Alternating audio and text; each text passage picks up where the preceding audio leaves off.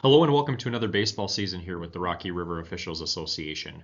I first just want to thank you for carving out some time and listening to this preseason meeting. Obviously, if you have any questions after this presentation is over, please feel free to reach out to me either by email or by phone. For the purposes of introduction, my name is Tyler Keel. I am the President and Director of Assigning for the Rocky River Officials Association, and I will be working with you very closely throughout this upcoming season. So let's get started. First, I just want to cover a couple key websites. The first one is our Google website, the Rocky River Officials Association Google website. Really, this is kind of the central hub for all specific information. In this website, we have just general information about the season, who we are, what we represent. There is also umpire training, anywhere from trainings from beginner to advanced topics. Specific criteria for uniform information, some specific suppliers that you could utilize.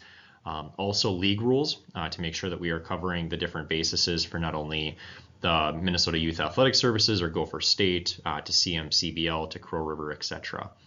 Next, also on this website is the umpire pay schedule and the umpire agreement. Please reference the preseason email that you received prior to this training being launched, and the link for that specific Google website is available there. It's also available as a quick link on the Arbiter Sports website. To cover Arbiter Sports, that is really kind of the central platform website. This is used for scheduling. You can do self-assign. If I send you any games or tournaments directly, this is where you accept or decline the assignments, as well as the services that we use to pay you once the games are complete in accordance with the umpire pay schedule. On the topic of training, there are a couple different options that you can utilize. The first one is that Gopher State or MYS sponsors in-person options or in-person training at different locations throughout the season. Typically, those are available within the March and April timeframe, but also they potentially could extend in-person training opportunities into the month of May. What I have started utilizing on the Google website is under the umpire training tab is specific online trainings that you can utilize through reputable trainers that I've pulled off of YouTube that are really well versed in umpire training. And there are a bunch of different topics, anywhere from the basics, the fundamentals of plate mechanics, how to conduct a pregame, the strike zone, etc., etc. So what I would encourage you just to expand your knowledge on overall umpiring techniques is to check out one of these trainings or multiple trainings. If you are new to the group or new to umpiring, especially within your first couple of years, I strongly encourage you to go out onto the online training options on the Google website and really dive into a lot of those trainings. Most of them are pretty quick and easy, and you can watch them in a short amount of time. Our coverage this season will be staying the exact same as last year, so we will be covering the areas of Annandale Youth Baseball, Cambridge Isani Youth Baseball, Piers Youth Baseball, specifically for their VFW program, Sartell Youth Baseball, Sauk Rapids Youth Baseball, St. Cloud Youth Baseball, which is the Blue Sox, portions or most of the portions of the Waite Park Youth Baseball program, and then we also get other ad hoc requests at times as well too. We anticipate this season to have roughly 2,000 plus games that will be played this upcoming summer, and all of this is our games that we will be covering as an association, and you being a member of the association to be successful in helping us cover those amount of games. Next, to cover the upcoming tournaments for the 2025 calendar year. These, ironically enough, already kick off at the beginning of May, with Gopher State tournament being held in Sartell May 2nd through the 4th. And our last tournament of the year will be July 25th and 27th, which will be state tournament specific tournaments that will be hosted by both Gopher State and MSF. So you can see here that we have a number of weekends that we will be covering. There's only 1 or 2 weekends off throughout the year, typically around the Memorial Day timeframe, as well as the 4th of July. We typically don't have any tournaments, but other than that, we do have events going on every single weekend. I do want to draw your attention to the areas highlighted in green there. First is June 6th through the 8th, and the second is June 20th through the 22nd. We will need all hands on deck for these tournaments, as each of the ones listed here are very large. So please, if you can, please carve out these dates. And if you are available and show open on Arbiter, there is a very high likelihood that you will be assigned to one of these tournaments. The compensation for this season will be the same as last year. So for 6-inning games for traveling ball, we will receive $75 per game. For 7-inning games, we will receive $85 per game. For CMCBL, which there are time limits, 9U will be paid at $60 per game. It's specific to call out that for the 9U level, you do have the option either to call balls and strikes behind the catcher, or you can behind the pitcher. Every other age group other than the CMCBL 9U, we do ask that you call balls and strikes in the game from behind the catcher with the appropriate protection in place. For the 11U CMCBL level, you will receive $70 per game. 13U, you will receive $73 per game. And the 14, 15, 16U level, you will receive $75 per game. Tournaments are treated the exact same as traveling baseball. So you will receive for 6-inning games, you will receive $75. For 7-inning games, you will receive $85. I want to call out on the bottom of your screen a game that has been accepted within the Arbiter system for the 2024 season as this example, and you will see in the box that is highlighted in red there, you will see under fees the game fee for the game. If you ever see $0 other than for preliminary scheduling for tournaments, please let me know, but this is how you know in advance what the pay is for that game when you go to accept it.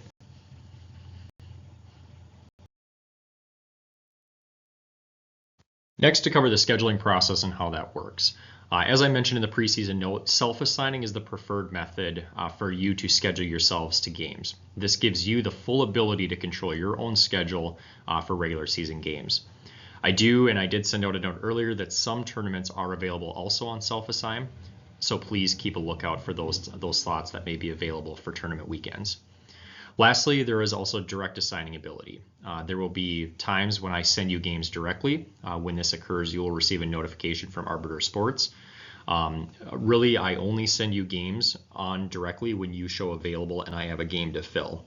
So what I ask is that if I send you a game directly and you receive that email notification, that you accept that game within 72 hours of it being sent. Do not sit, and I emphasize this, do not sit on assigned games. If being sent directly, I need to know whether you can cover that game ASAP. I can't have it be sitting out for a long period of time and then all of a sudden you decline it because then I am behind the 8 ball on being able to fill that game. Again, when you show open on Arbiter, this is telling me that you are willing and able to work a game either by picking a game up through self-assign or by being directly assigned. As I mentioned earlier, the self-assigning tool within Arbiter Sports is the primary tool for you to be able to control your own schedule and self-assign yourself to games. There is a tutorial of how to complete this process on the Google website, but you can also reference the preseason email that I sent out earlier. To do this, you just log into Arbiter Sports to self-assign, click on the Rocky River Officials Association as an official, click on the Schedule tab, and then click on Self-Assign, and then based on your availability and your rank, a listing of games will appear if they're available. These games are available 30 days out, and you can pick up 4 games within a 24-hour period. When you see a game that you would like to work, you click on the Go button, and then that game will then be added onto your calendar on the Schedule tab. When you click Go and you see it on your Schedule tab, this game is then yours to be able to work.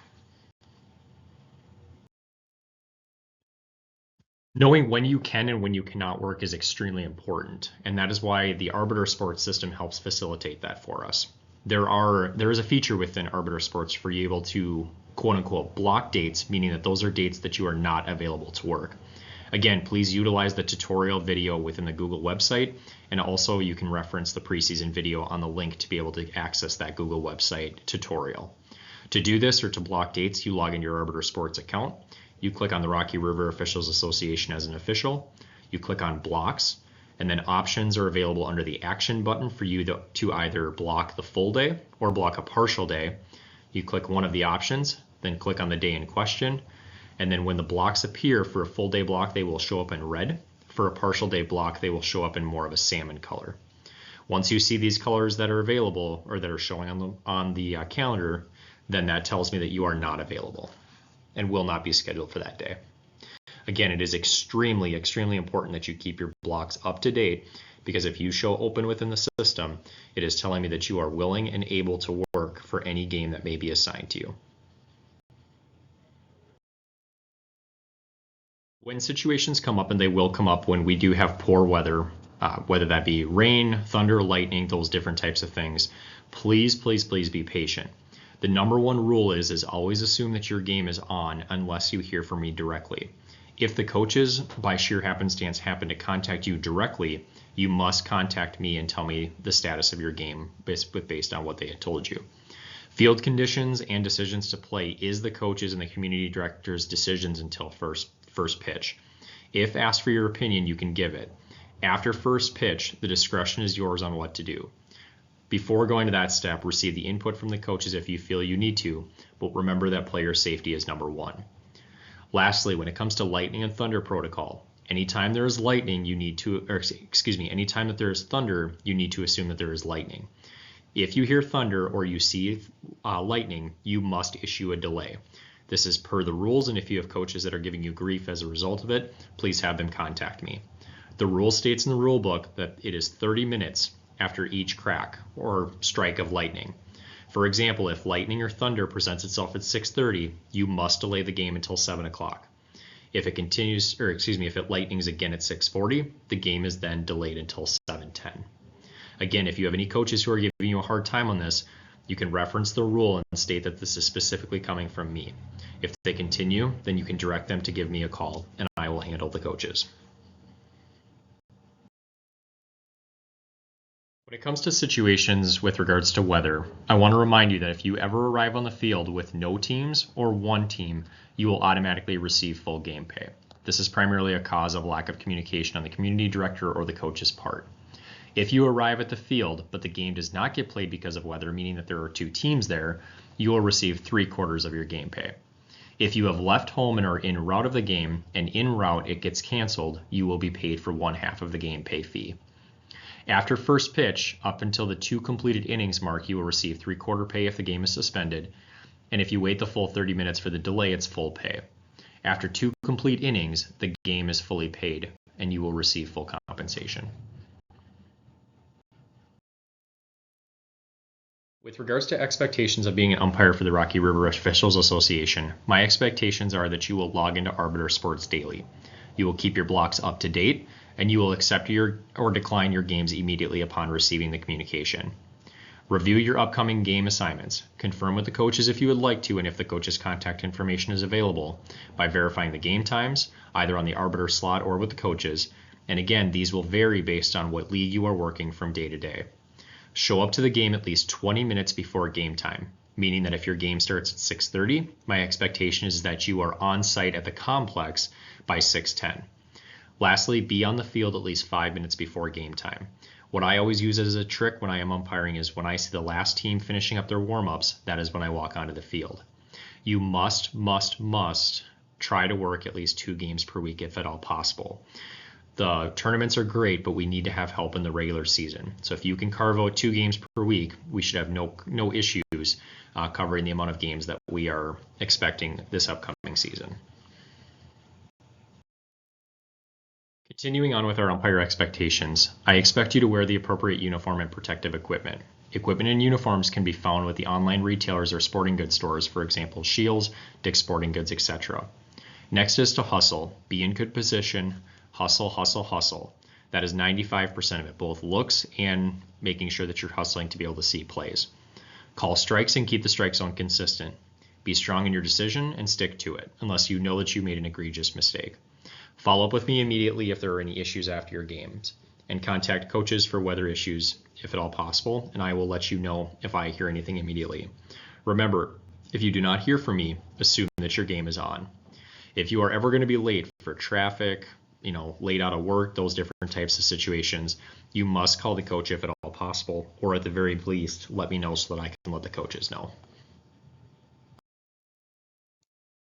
As I mentioned to you earlier, keeping your availability up to date is essential, and the turnbacks the week of are not acceptable. If for whatever reason you cannot make your game, you must find your own sub that is approved by me the week of.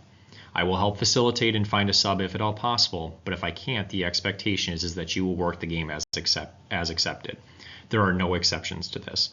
Again, my expectation is that you keep your availability up to date, and if for whatever reason the week of the game you are unable to fulfill that requirement, that you must find your own sub and that sub must be approved by me. We talked a little bit about this before, but remember that appearance, demeanor, and hustle is 95% of the job. If you look the part, they believe that you are the part. Wear the appropriate uniform, have it tucked in, and have it clean. Wear protective equipment under the uniform and use your voice when appropriate. There's a difference of when there's a close call to be able to voice you're out or safe versus the person being out by 3 to 6 feet. Be respectful at all times. When it comes to protective equipment, please wear a helmet or face mask, a chest protector, a protective cup if it's applicable. Shin guards, black shoes, or plate shoes are recommended but not required. From a uniform standpoint, we ask that you wear a black or navy hat, black navy or powder blue shirt, black belt with ball bags, have an indicator so that you know the count, a plate brush, gray dress pants, and black long socks. On the Google website, there is a tab for uniform to where you can see some preferred vendors that will help you access these or order these for the upcoming season. Next, we will cover the importance of calling strikes and, even more importantly, remaining consistent with the calls that you are making. For this upcoming season, it's very important that we call strikes. I've mentioned this on a few slides before, but believe it or not, the number one complaint that I receive from coaches is first, that we're not necessarily being consistent, and number two is that we have too tight of a strike zone.